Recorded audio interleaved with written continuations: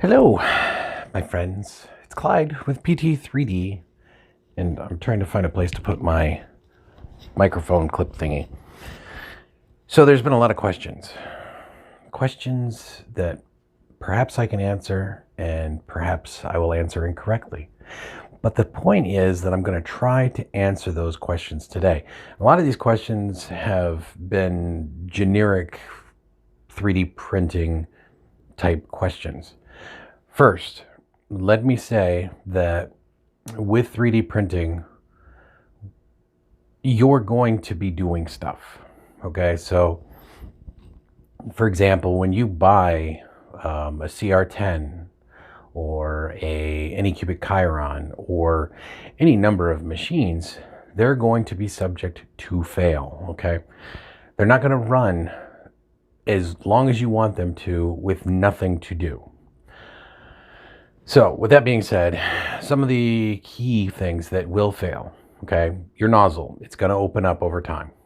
Okay, it's brass, it's soft metal. So you can alleviate that by swapping your nozzle to a hardened steel nozzle. That's going to give you some life. Ruby nozzles, that'll give you some life. You're going to pay money for that. Okay, so there's no free solution that's going to make your 3D printer completely free of like maintenance. Let's see. So nozzles, really good one for having to get later in life. If you're just wanting to print and you're not worried about necessarily the width, okay, you can use the same nozzle for a really long time, okay, and you're going to get decent prints. You may have to adjust some of the settings, like your retraction settings or your speed setting for how fast the filament's extruding. But you could probably nurse it along for a while. Now, the biggest question that has been coming in lately is regarding clogs. Okay, there's a lot of different reasons for clogs. Okay, I'm going to use the Anycubic Chiron today as an example of. I'm going to use it as the reference point for the clogs. So we're going to switch over to that view. That way I could point to things. I apologize. I have a little bit of clutter, so the workshop is not clean right now. And I'm hoping that the lighting is sufficient. So we're going to do that real quick. So let's get you in position. I am going to be holding this tripod because I don't really have a good way to do this. I'm also going to put my glasses on because it makes it easier for me. So what are we looking at right now? We're going to do this top to bottom. So right now you're looking at the extruder. Okay, so this is your Bowden tube. And this goes to your hot end. Okay, this is I guess I don't know, there's a J-head style, there's a Bowden style. But either way, this does not have a motor on it. Okay, so I typically call that like the Bowden style. So there's no extruder motor on here. This is where all the hot end stuff is. So this is where your thermistor is. And sorry, let me try to manually focus that. There we go. And this is where, so you've got your heat sink, your heat break, and your nozzle, and your heater cartridge, and your thermistor all in here. And my focus is just not working today. So this is the business end of your machine. Business end of your machine. This is where all the wonderful plastic comes out. This is your Bowden tube, which goes all the way over to your extruder. Now on a standard style like your A-nets and let's see, some of the monoprice ones, I think. Well, there's different types. Let's see, the FT5. Those all have this extruder on the hot end. There's benefits to both, but for right now, this is the one I'm focusing on. So one of the things you can look out for when there's a jam, okay, are you getting filament through the Bowden tube? So you could test that easily enough. You preheat your 3D printer, and then you can go here, and there's a nozzle, or there's a little rotary knob right here that says which direction feeds. Okay, that's the direction that the little gears are going.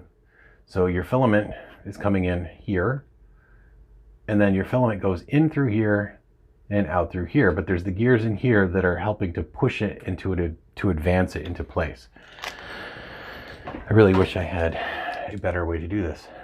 So let me see. What can happen is right in here, those teeth can get clogged, okay? So if you are putting too much strain or not enough strain on your filament with these gears, it can chew up the filament and it can actually cause problems. So this means that it's going to start slipping more often. On this particular unit, I found that I have to take this and push it just at the top end of the spring. So there's a little lever right there, and I push that out, and it usually will give me the right amount of traction that I need. There's also on the back side of it an adjustment knob, so you can actually adjust this to get the tension you want on your spring. So if you turn it counterclockwise or anti-clockwise, it'll actually put more strength to that spring and give you a tighter grip on the filament. If you turn it clockwise, then you're going to have a little bit less pressure on the spring, so you're going to have more free movement on this. So that could be a problem for your filament. Another thing is, this is the filament runout sensor. Sometimes, I mean, there is a little bit of a micro switch in there, or a like an end stop switch. And sometimes if your filament is of low quality, it can actually have enough that it can get grabbed in there. I haven't had that happen yet, so hopefully that's just like a really horrible example of that. But with this, you know, when you're pushing through, your interior diameter on your Bowden tube is very sensitive. So if your filament is crap, then when you're pushing through, it can start grabbing in here. And then it's also going to cause binding. I think the last part is right in here. When you get a buildup of like filament, let's say, especially with PLA, and you get it starting to build up inside here, if it gets heated and sustained for too long, it can actually glaze and harden. And what that's going to do is it's going to prevent you from getting filament out the end, and there's no amount of temperature that you can really work on to get that out. If it's still relatively not glazed, I guess, or hasn't been sustained at a, you know, too high of a temperature for too long, then you can, in theory, take a needle and push the needle in through. Those acupuncture needles work really good for that. So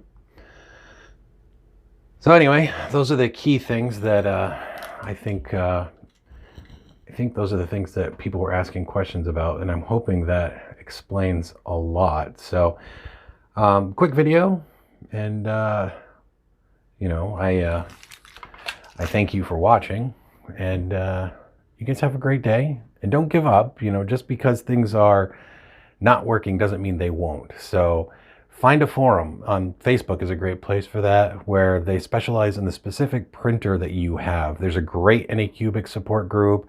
There's a great Folger Tech group. The Creality CR10, there's a great group for that. There's a great group for Monoprice. There's an awesome group for any ANETs and ANET AM8s, I believe. So just take a look, find the right group for you, and never be afraid to ask questions. But anyway, thanks for watching, and have a great day.